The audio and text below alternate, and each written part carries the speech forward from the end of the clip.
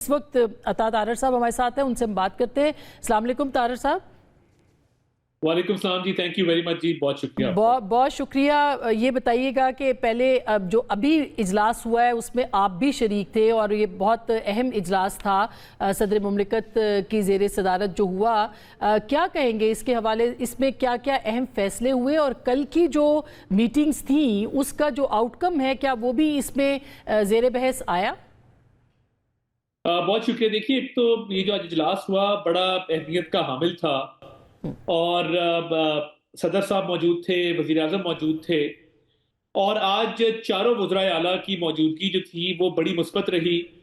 और मैं खुसूसी तौर पे वफाकी हुकूमत की जानिब से बतौर वफाकी हुकूमत के तर्जमान के सुहेल खान अफरीदी साहब का शुक्रिया अदा करना चाहता हूँ कि एक तो वो कौमी मफाद की खातिर तशरीफ लाए और उन्होंने ये तेल वाली सूरत हाल पे बड़ी मुस्बत अपनी आरा दी, जहां उन्होंने अपने सूबे की बात की और अपने सूबे के मामलात की बात की।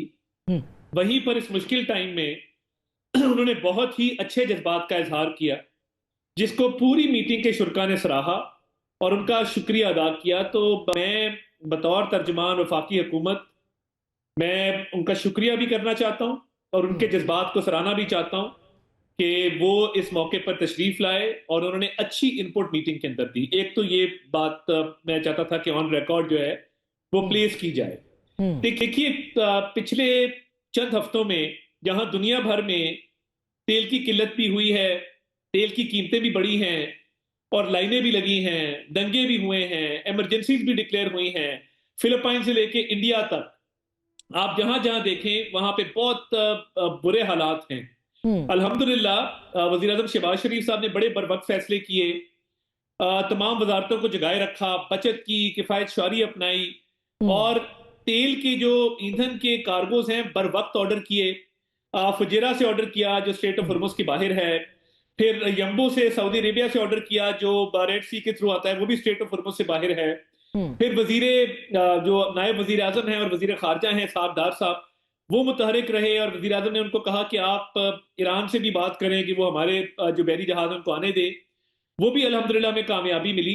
तो पाकिस्तान के अंदर किल्लत कोई नहीं है क्योंकि हुकूमत ने बर वक्त जो है ये तमाम जो है चीजें उनका नोटिस लिया और वजीर आजम डेली जो है जायजा इजलास लेते रहे।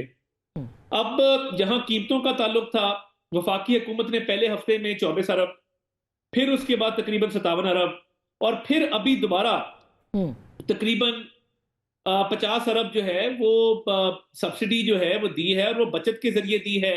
100 अरब रुपया अपनी पीएसडीपी से काटा है, तो कुल तकरीबन 129 अरब रुपया वफाकी हुकूमत ने डाला ताकि तेल की कीमतें ना बढ़ने पाए। तो आज की मीटिंग का फोकस ये था कि जखायर कितने मौजूद हैं और कीमतें कितनी देर रोकी जा सकती हैं और अवाम को ये थोड़ा एहसास दिलाया जाए कि तेल की कीमतें अगर नहीं बढ़ाई गई तो इसका ये मतलब नहीं है कि लॉन्ग वीकेंड करके तो तेल ज्यादा इस्तेमाल किया जाए। हमें तेल बचाना है क्योंकि ये ज़र मुबादला के जखायर के जरिए डॉलर खर्च करके हम इंपोर्ट करते हैं।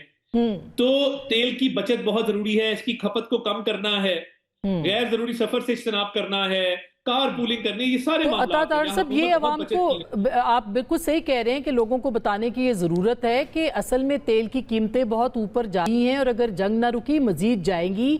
क्या आप ये बताएंगे कि कब तक आप रोक सकते हैं? अभी तक तो आप सब्सिडी दे रहे हैं लेकिन जाहिर है कि जिस हिसाब से कीमतें बढ़ रही हैं कब तक देंगे आप?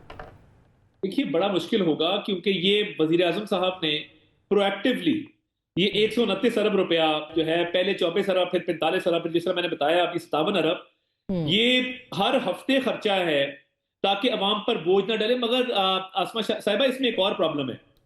इसमें पेट्रोल वाले को भी रिलीफ मिल रहा है, पेट्रोल जो मोटरसाइकिल में डलवा रहा है उसको भी रिलीफ मिल रहा है और जो लैंड क्रूजर में डलवा रहा है उसको भी रिलीफ मिल रहा है। तो ये अभी बहस जारी है कि इसको आगे किस फॉर्म में किया जाए ताकि इस जो हुकूमत इतनी खतीर रकम खर्च रही है पेट्रोल की कीमतें नीचे लाने के लिए, उससे मुस्तफीद वो तबका हो जो महरूम तबका है, जो इसका असल हकदार है और जो अफोर्ड कर सकते हैं उन तक की पैसा ना पहुंचे जो कि अवाम की अमानत है। तो इस पे मैं समझता हूँ कि बड़ी वर्किंग जारी है और बहुत सारे प्रपोजल जो हैं वो ज़ेरे गौर हैं। एक तो पाकिस्तान में किल्लत नहीं है अल्हम्दुलिल्लाह, मगर प्राइसेस को रोकना कितनी देर मुमकिन होगा ये अब देखने वाली बात है। अच्छा, और ईरान ये के 3 साथ, हफ्ते जिस ईरान तरह से जो वज़ीर-ए-आज़म आपके साहब गुजर रहे हैं, ईरान से ज़ाहिर है कि बहरी जहाज़ तो गुजर रहे हैं और पाकिस्तान का परचम अब आपने देखा होगा कि सोशल मीडिया पे छाया हुआ है कि ज़मानत बन गया है वहाँ से महफूज तरीके से गुजरने के लिए। लेकिन प्रेसिडेंट ट्रंप कह रहे हैं 20 जहाज़, और पाकिस्तान की हुकूमत ने कल, डार साहब ने ट्वीट किया कि हमारे और जहाज़ भी वहाँ से गुजर रहे हैं। ये क्यों कह रहे हैं प्रेसिडेंट ट्रंप के 20 जहाज़ जो है वो उनके हैं, या उनको एक जेस्चर दिया जाए? क्या वाकई ये जेस्चर है? ये क्या कहानी है जो कि इस वक्त जिसके ऊपर बहुत र्यूमर्स भी फैल रहे हैं? मैं उस पे तो कमेंट नहीं कर सकता कि उन्होंने क्यों ये कहा। हम्म। मगर देखिए, जहां पे मैंने बताया कि आप हमें स्ट्रेट ऑफ हॉर्मुज के बाहर से भी कार्गोज मिले हैं तेल के, वहां अंदर से भी आए हैं। और ठीक। हमारी तेल की तफसील जो है उसमें प्रॉब्लम कोई नहीं है, किल्लत कोई नहीं है, वाफिर मिकदार मौजूद है। मगर हमें बचत करनी है ताकि ये कीमतें जो बढ़ रही हैं हम्म। ये इस पे काबू पाया जा सके, और हमारे ज़र मुबादला के ज़खायर डिप्लीट ना हो, वो इंटैक्ट रहें, और आगे हमारी इकोनॉमी को इसकी हिट ना खानी पड़े। तो ये तमाम इकदाम अभी ज़ेरे गौर हैं, और मैं समझता हूं कि आज सूबों की तरफ से बड़े अच्छे जज्बात का इजहार किया गया था। हम्म। तो आइंदा आने वाले दिनों में 1-2 रोज के अंदर इसका ऐलान किया जाएगा कि अब आगे क्या मैकेनिज्म होगा, क्योंकि ये जो वफाकी हुकूमत हर हफ्ते अरबों रुपए की सब्सिडी दे रही है, ये अब सस्टेनेबल नहीं है। ये बहुत ठीक ज्यादा देर बात है। इसको कैरी फॉरवर्ड नहीं किया जा नहीं सकता। किया, सही बात तो है। एक लिमिट है जब तक ये कर सकते हैं, और वजीर आजम ने बहुत इस पे मेहनत की, बड़ी एफर्ट, उनकी जाती काविश थी जिसके तहत इतना बड़ा रिलीफ मुमकिन हुआ इन 3 हफ्तों के अंदर, 129 अरब रुपए का, और हम्म। अवाम को उन्होंने दुख तकलीफ नहीं पहुंचने दी।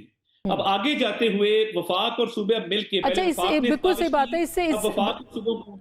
अता साहब, इससे जी पहले कि मैं कल की जो मीटिंग थी इस्लामाबाद में, तुर्की, मिस्र और सऊदी अरब के वज़राए ख़ारजा यहाँ पर तशरीफ़ फरमा थे, उस पर आऊँ। ये जो ऑस्टेरिटी मुहिम आपने शुरू की है, इससे कितनी बचत हुई है? क्या उसके ऊपर भी आज ब्रीफ किया गया है कि जी, स्कूल बंद बिल्कुल। हैं, ऑफिसेज, ये सब, उस पर कितनी बचत हुई है अभी तक? देखिए, एक तो सरकार की जो 60% गाड़ियां ग्राउंडेड हैं, हम्म। 50% पेट्रोल में कटौती की गई है, तनख्वाहें दी हैं कैबिनेट ने 2-2 महीने की, और कैबिनेट में कई ऐसे लोग मौजूद हैं हम्म। जिनका तनख्वाह के अलावा कोई खास जरिया आमदन नहीं है, उन्होंने भी हम्म। ये कंट्रीब्यूशन किया है। हम्म। और इसके अलावा जो फॉरेन ट्रैवल पे बैन है, बहुत सारी चीजें की हैं जिसके तहत अब अरबों रुपया हुकूमत ने सेव करके तो अवाम को ट्रांसफर किया। और ओके। हाई ऑक्टेन आपने देखा, 9 अरब रुपया तो सिर्फ हाई ऑक्टेन से जो है वो हासिल किया। जो हम्म। बड़ी और लग्जरी गाड़ियों में तेल डलता है उस पर जब लेवी बढ़ाई गई, तो वो आम आदमी को रिलीफ देने के लिए बढ़ाई गई। मगर जो बचत की एक्सपेक्टेशन की जा रही थी कि लोग घरों में बैठेंगे और स्कूल की छुट्टियां हैं, वो वो देखने में ये आ रहा है कि वो बच्चों को लेकर बाजारों में निकल रहे हैं। उनको शायद इस शिद्दत का एहसास नहीं है कि बाकी मुल्कों में क्या आग लगी हुई है, हम्म। और लाइनें लगी हुई हैं, और इतनी दिक्कत है, और कीमतें ऊपर जा रही हैं, क्योंकि हुकूमत ने रिलीफ दिया। वो रिलीफ देने की वजह से लोगों ने बाहर निकलना ज्यादा शुरू कर दिया है। हम्म। हुकूमत की किफायतशारी और सादगी के जो इकदाम है उसके तहत तो अरबों रुपया आया है। मगर हम्म। तेल की खपत जो कम होनी थी स्कूलों की बंदिश से, वीडियो कॉन्फ्रेंसिंग से, एक दिन एक्स्ट्रा छुट्टी से, उसके ठीक। अभी कोई इतने अच्छे नताइज नहीं आ रहे। इसीलिए मैं आपके शो के तवसत से भी अपील करूंगा हम्म। कि गैर जरूरी सफर से इज्तनाब करें, तेल को बचाएं। ये एक नहीं तो नेमत क्या है, कोई हुकूमत ने लॉकडाउन माना। भी लगाया जा सकता है? ठीक है, वो तो आप कह रहे हाँ, हैं, वो तो, लेकिन क्या लॉकडाउन भी लगाया जा सकता है इस दौरान, या आपको लगता है कि बस आप अपील ही करते रहेंगे और चीजें जो है वो लोग आपकी बात मान लेंगे? ये देखिए, दो ऑप्शंस हैं। या हम्म। तो लॉकडाउन की तरफ एक कंसिडरेशन है, एक प्रपोजल है, एक कीमतें बढ़ाने की है, और एक तबके को प्रोटेक्ट करने की है। अभी तमाम तर ऑप्शन जेर गौर हैं। इस हम्म। पर वजीर आजम वज़राए आला के साथ मिल के कोई ना कोई ऐलान करेंगे, लेट्स सी। मगर हम्म। जो अभी तक किया है वजीर आजम ने, खसूसी तौर पे अवाम का एहसास करते हुए, ठीक कोशिश बात है। होगी कि महरूम तबकात को मैक्सिमम प्रोटेक्शन दी जाए। हम्म। इसका लाहे अमल आज डिस्कस जरूर हुआ है, मगर हम्म। अभी हतमी शक्ल इख्तियार उसने नहीं की।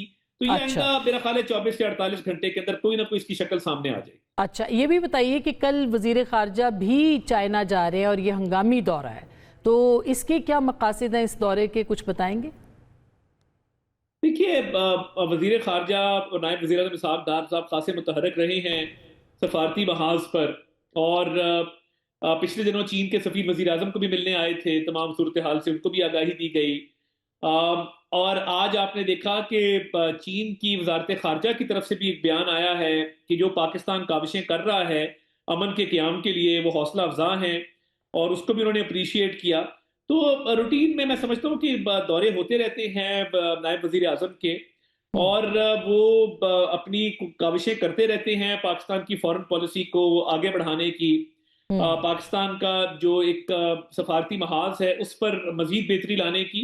तो ठीक। उस पे वो बाकायदा तौर पे एक ब्रीफिंग भी करेंगे, बट वो रूटीन में दौरे करते रहते हैं। तो ये उन्हीं दौरों की एक अगली कड़ी है, एक सिलसिला है। तो इंशाल्लाह ताला और इस पे भरपूर जो है कल की वो। मीटिंग का क्या आउटकम है? कोई आपको लगता है कि सीज फायर पाकिस्तान कराने में कामयाब हो सकता है? देखिए, एक तो ये बात अब पूरी दुनिया तस्लीम करी कि पाकिस्तान का सफारती महाज पर और दुनिया में अमन के क़याम में एक बड़ा कलीदी किरदार है। हम्म। पाकिस्तान एक संजीदा और एक बहुत रेलेवेंट मुल्क बन के सामने आया है। ठीक। और पाकिस्तान की रेलेवेंस और पाकिस्तान की डिप्लोमेटिक जो एक काविश है, जिसमें वजीर आजम का, फील्ड मार्शल का और नायब वजीर आजम इसहाक डार साहब का हम्म। बड़ा कलीदी किरदार है, और एक बड़ा अच्छा टीम वर्क के तहत ये एंगेजमेंट हुई है तमाम ममालिक के साथ। हम्म। तो पाकिस्तान में इन तीन ममालिक सऊदी अरब, तुर्की और मिस्र के वज़राए खारजा का आना इस वक्त एक बहुत इंपॉर्टेंट, मैं समझता हूं, एक स्टेप है। हम्म। और पाकिस्तान जिसको चंद साल पहले तक हम्म। आइसोलेशन का सामना था, और आपको याद होगा कि तरीके इंसाफ के दौर में इन्होंने सबको नाराज किया था, और तमाम ममालिक इनसे किसी न किसी वजह की बिना पे नाराज थे। आज आप ठीक। देखिए कि पाकिस्तान इज एक सेंटर स्टेज, और हम्म। फॉरेन मीडिया, वो वेस्टर्न हो वो ईस्टर्न मीडिया हो, सब तारीफ कर रहे हैं। तो देखिए, पाकिस्तान का एक ही मकसद है, डी एस्केलेशन और अमन का क्याम, जिसके लिए भरपूर काविशें हो रही हैं। अभी हम्म। ईरान के सदर से परसों, आपको याद होगा, वजीर आजम की 1.25 घंटा बात हुई। हम्म।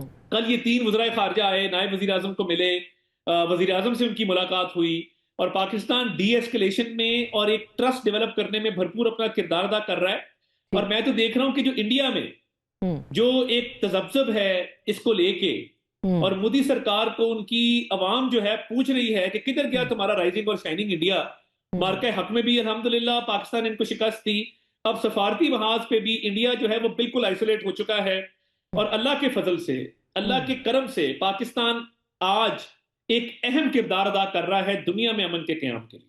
ये जाहिर है कि बहुत पॉजिटिव बात है, लेकिन वही बात है कि क्या पाकिस्तान इस वक्त, या ये चारों मुल्क जो कि कल पाकिस्तान समेत इकट्ठे हुए इस्लामाबाद में, ये इन्फ्लुएंस रखते हैं अमेरिका के ऊपर, वाशिंगटन पे, कि ये प्रेसिडेंट ट्रंप को कहें कि वो मज़ीद हमले ना करें या सीज़ फायर हो जाए? तो उस सिलसिले में क्या पेशरफ्त हो सकती है? देखिए, पाकिस्तान जिस हद तक है वो तमाम ममालिक को इंगेज किए हुए है। वो तमाम ममालिक से जो इसमें जिनकी इन्वॉल्वमेंट है उनसे बातचीत में है। ये तीन वज़राए खारजा आए, जैसे मैंने आपको बताया कि वज़ीर आज़म की ईरान के सदर से बात हुई, उससे ठीक। पहले वज़ीर आज़म की सऊदी क्राउन प्रिंस मोहम्मद बिन सलमान साहब से बात हुई। हम्म। तो देखिए, हम एक इंगेजमेंट का प्रोसेस शुरू किए हुए हैं। अल्लाह करे कि इसका एक अच्छा रिजल्ट निकले, और पाकिस्तान पूरी काविश कर रहा है कि अमन कायम हो, और हम्म। दुनिया जो है वो वापस एक नॉर्मल अपनी रूटीन की तरफ जाए। तो ठीक। बाकी डिटेल्स तो इस वक्त मैं समझता हूँ कबल अज़ वक्त होगा उस पर बात करना। हम्म। मगर हैविंग सेड दैट, अभी तक जो चीजें चल रही हैं मुस्बत तरीके से चल रही हैं, और और पाकिस्तान जो किरदार अदा कर सकता है वो कर रहा है, और पाकिस्तान के किरदार की दुनिया जो है वो मुतरफ भी है और उसको तस्लीम भी कर रही है। आखिरी सवाल के, आपको लगता है इसका आउटकम कब तक निकल सकता है? ये जो सब मीटिंग्स हैं, जो पाकिस्तान का किरदार है, इसका नतीजा कब तक निकल सकता है? देखिए, इस पर कोई हतमी टाइमलाइन देना तो मुमकिन नहीं होगा, हम्म। मगर मैं समझता हूं कि जिस तरीके से चीजें चल रही हैं, हम्म। और एक वक्फा भी आया, और आपने देखा कि एक बातचीत का माहौल भी बना हुआ है। तो hmm. Let's hope for the best. कबल अज़ वक्त होगा कोई टाइमलाइन देना, मगर हम ठीक सिमत में जा रहे हैं, और अल्लाह ताला से दुआ है कि इसका कोई अच्छा नतीजा निकले। बहुत बहुत शुक्रिया